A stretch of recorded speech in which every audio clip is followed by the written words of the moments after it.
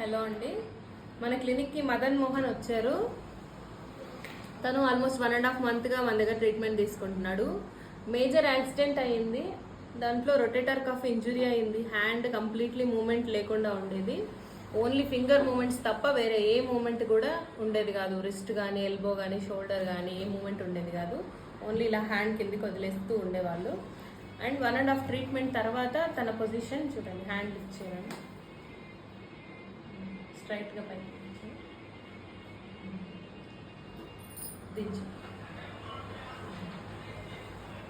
ఎలా ఉంది స్టార్టింగ్? ఎలా ఉంది?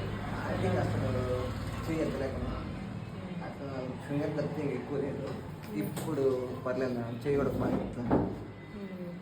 వర్క్స్ అన్నీ చేసుకోగలుగుతాను. ఫుల్గా అన్నీ చేసుకుంటాను. వర్క్స్, డ్రైవింగ్ అన్నీ చేస్తున్నాను. ఫస్ట్ ఎలా ఉంది మూమెంట్? ఎంతవరకు ఉంది మూమెంట్? అసలు లేదు, కొంచెం ఉంది. ఇప్పుడు చాలా బెటర్ అయింది. డే బై డే ఇప్పుడు కాలేజ్కి వెళ్తున్నావా?